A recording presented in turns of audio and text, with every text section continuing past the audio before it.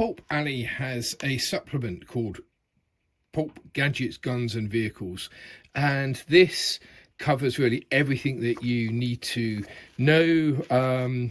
Gun teams, upgrades to vehicles, gadgets, walkers, airplanes, riding mounts, pretty much sort of everything. If you haven't got that, then your core rulebook has started on page 119.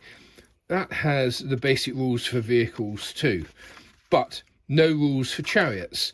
So we improvised. We said a chariot is actually pretty much the same as a motorcycle. It's nimble, it's open, it's vulnerable, and it's fast. So our Roman 4-horse chariots are being treated in the Pulp Alley rule as motorcycles. So pretty much the only modification that we made to sort of normal Pulp Alley rules is that our chariots are, no, as was tradition in Rome, the white team, red, blue, and the green team.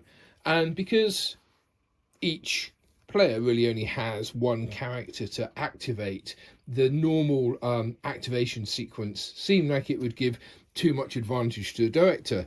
So we have made a card in each team's colour. We shuffle those and we turn them for activation. So turn the blue card, the blue chariot gets to move.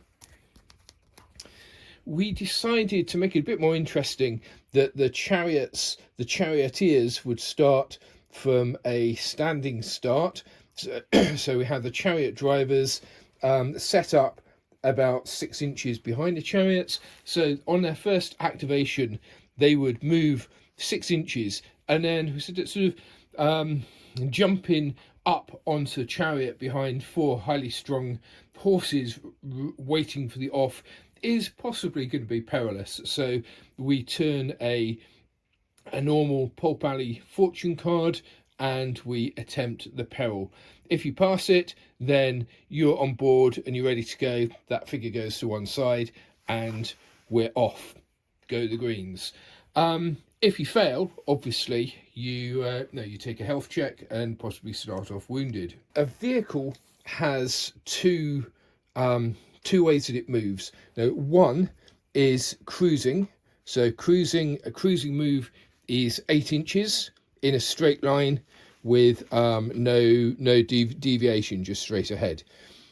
After that, you can maneuver, okay? And maneuvering allows you to really, for a maneuverable vehicle like a chariot, you can just use your flexible ruler and you can trace a route and you can sort of end up where at the end of the ruler facing sort of any direction.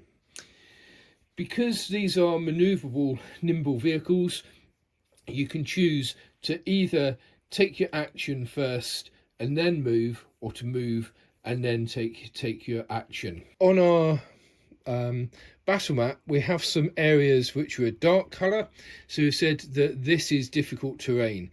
So if you're moving more than 6 inches across that, then you have to take a control check using the sort of vehicle rules. So that gives you a tactical choice that you can take a slightly longer route and avoid the peril. You can go slowly across it, or you can attempt to cross it in speed and to pass the peril.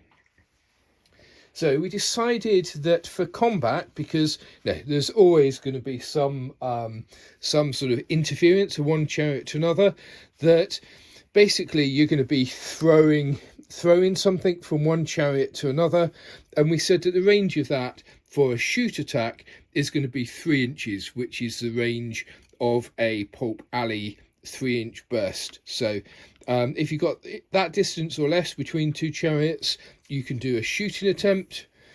If you're actually in base to base contact like that, you can do a brawl attack, which would represent the charioteer attempting to whip the other team.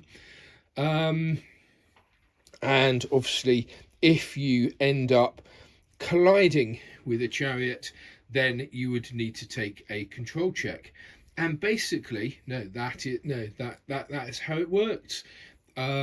Because these are counted as motorcycles, sort of their D6 for reliability.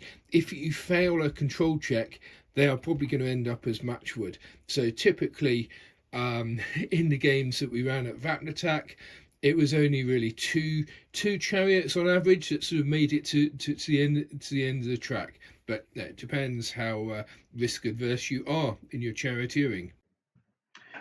So that was how we did chariot racing in Pulp Alley. The same kind of rules would work just as well for car racing, motorbike racing, or anything else that you want to do. So I hope you found it useful. If you liked it, please hit like, subscribe, share it with your gaming buddies, and look forward to seeing you again soon.